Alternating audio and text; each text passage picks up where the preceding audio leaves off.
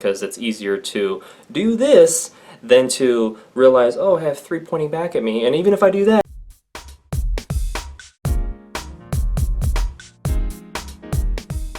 what does it look like to get rubbed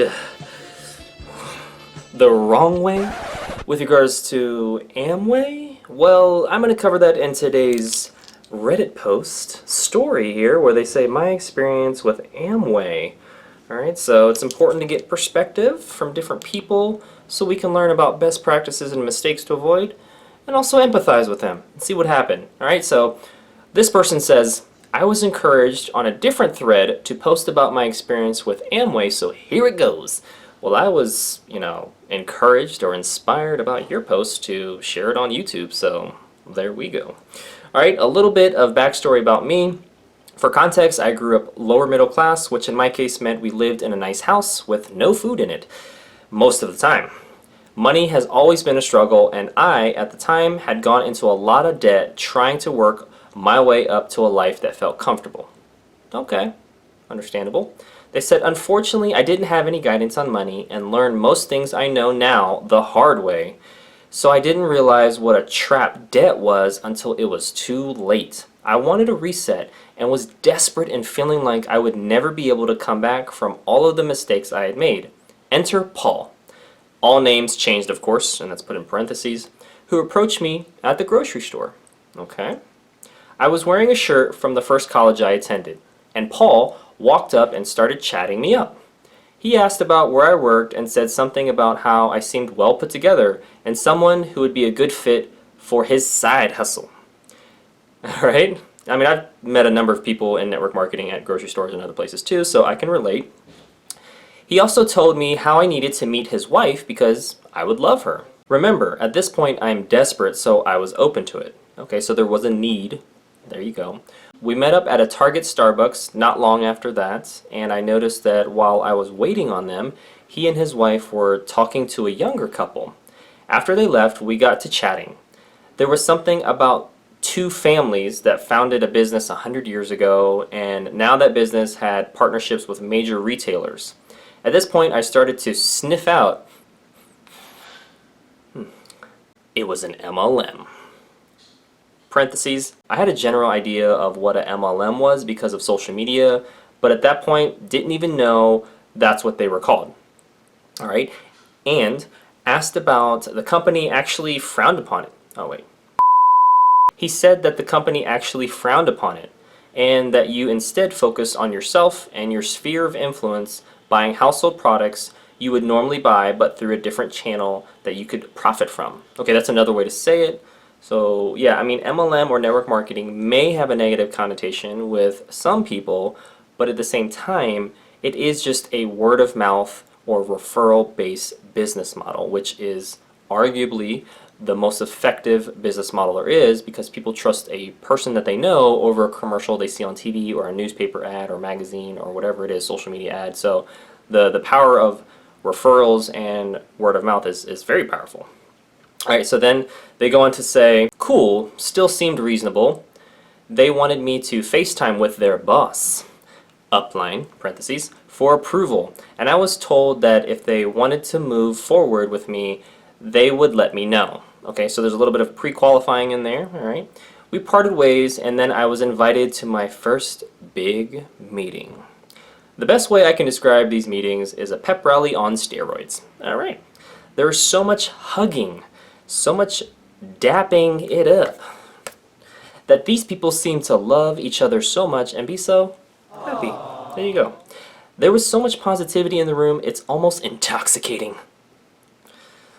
And I could see how someone in need of that would get sucked in, like a Hoover vacuum. The first meeting was more of an information session where the couples who had made double whatever the you better watch your mouth. Introduced themselves, and then we were walked through how the process pyramid, in parentheses, worked. That meeting was mostly uneventful. Weird, and a few comments threw me off. Parentheses, like a white guy referring to a teenage black boy as a specimen because he was built well for football. Alright, so not everything someone says you're going to agree or like. That's in life, but okay. I mean, that's their story. I ain't taking away from it. Let you form your own opinion. But uneventful is what they followed up with. I left with a bag of free stuff and met some really nice people, including one couple who were both high-ranking in the military. I think they were the top or close to the top of the pyramid for this Amway group. Okay, so they're referring to pyramid. I've already covered that in other videos, but we're just going to keep reading here. Okay. And were revered by all in the room. Paul's wife gave me an assignment of writing down my financial goals, which I was to bring to our next meeting. Okay, so there's a little bit of prequel, there's a little bit of meeting before the meetings. Gotcha. They said, we met up in a hotel lobby and they walked me through what my website would look like and the next steps. I was supposed to host a launch party that they would help me with and invite 4 households, like I couldn't invite my sister and brother-in-law and have them count for 2 people. I also found out at this sit down what I would be paying monthly. There were 2 separate costs. One to host my website, / be an IBO, which stands for Independent Business Owner, and one to be a part of their specific pyramid. Or maybe business would be a better word, until we've qualified and concluded that it is a pyramid scheme. We're not going to get into that right now. Okay. I forgot the name of their group, but the second cost is what got me access to trainings, podcasts, etc. I was also supposed to pay for a ticket to the big Amway conference happening within the next few weeks. Alright, so there's some pressures to buy stuff. With the company I'm with, you don't have to pay for the website and you don't have to pay for training. So Amway is more traditional network marketing, so they do things a little bit different. But then they go on to say it took 3 separate meetings for them to admit there was a cost. I have noticed that with some Amway distributors that I've talked to in the past. It's a lot more secretive, and you have to kind of be willing to go along with what they say, which kind of makes sense in general, because the more you say yes, the more compliant you would be, the more likely you are to continue with the process. And they've been around so long, so they probably understand psychology and how things work. So yeah, if there's maybe a more mysterious element to things, it kind of keeps your curiosity piqued. Or it could be, for somebody, a red flag because they don't feel like there's enough transparency. It could go either way, but either way I think it's still testing for compliance with regards to somebody being on the yes train of yes, I want to do this, and yes, I want to do this, and yes, I want to do this, and eventually yes, I want to buy something, or yes, I want to be an IBL. So I get it, I understand, I kind of get what's going on, see the bigger picture here. Alright, we got somebody blending in the background. Alright, just like I'm blending up this story with truths. There we go. Alright, now they said, now I had no extra money and began to walk myself through what credit card I could put it all on. We parted ways again, and I was supposed to attend an even bigger meeting with them the next night. I woke up the next day and mulled the whole thing over. First of all, there was no way in anyone in my family or my close friends would take it even half serious or buy anything. Second of all, the goal was to get out of debt. Third, these people, the wife in particular in parentheses, had started to rub me the wrong way. She was sweet in a sorority girl sort of way, if you catch my drift. I texted Paul and let him know I wasn't interested and wasn't going to be able to make it. And he called me right away. He asked me what my concerns were, and I let him know I didn't think it or I would be a good fit. He told me I was overthinking and to just come tonight and meet everyone. Okay, whatever. So they ended up going, apparently. Here we go.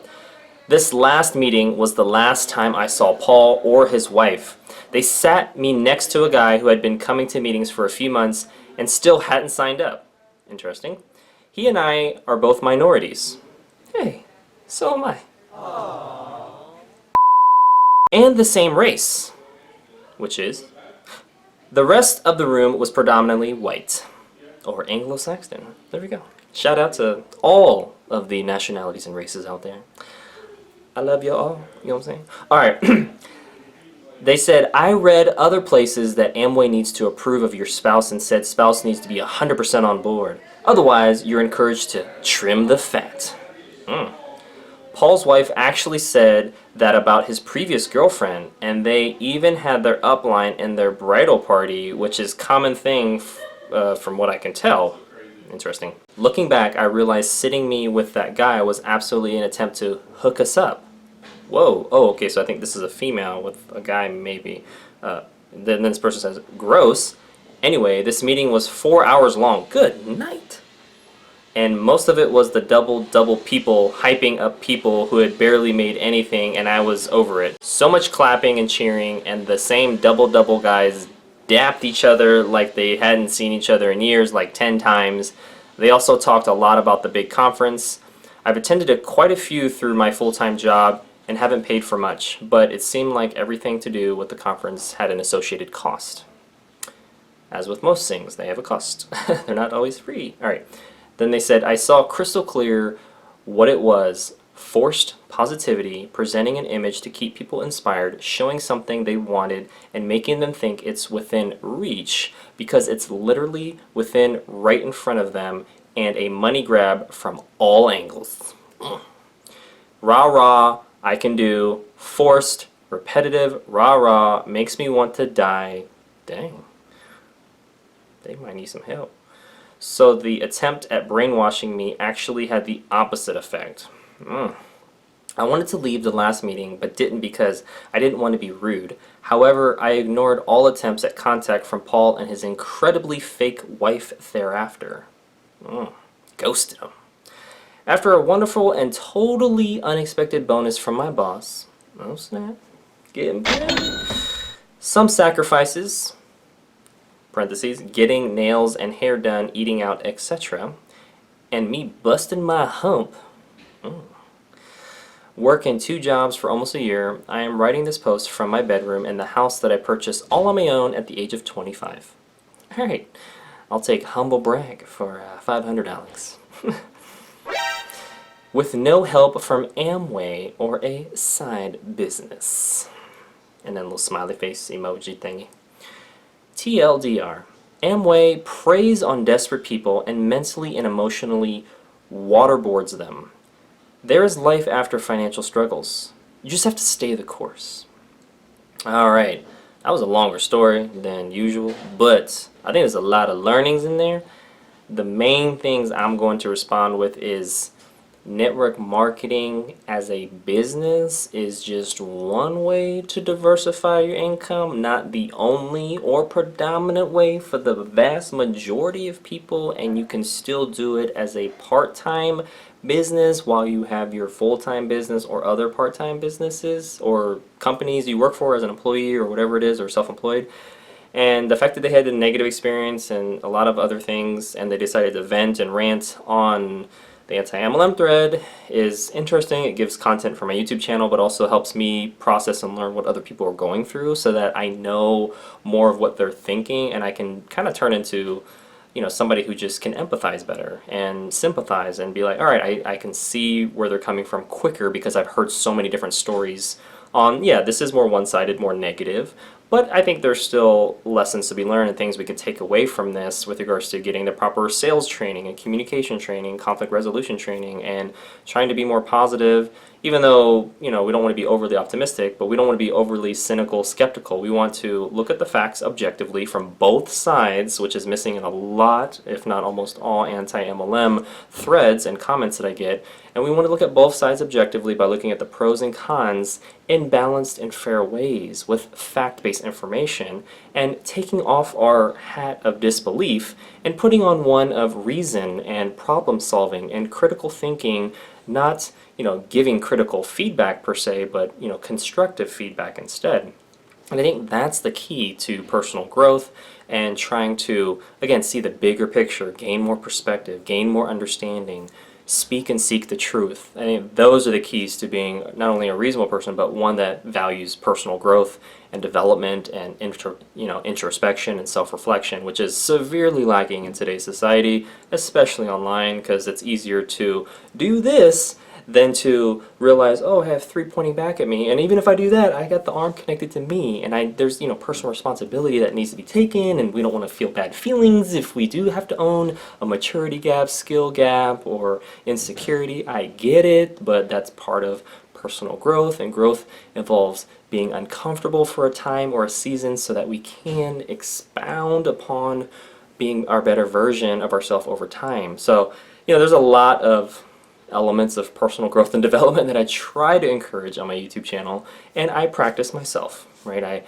There's a lot of execution on that with responding back to comments, but there's also a lot of practice that I get with taking what I've learned and what I value and reading these posts and presenting them and getting feedback from you guys in the comment section or on other videos, and me always trying to point back to being the voice of reason for myself and trying to encourage other people to be reasonable as well, even if they don't like or agree with my content or delivery or the message, or they shoot the messenger or whatever it is that they do.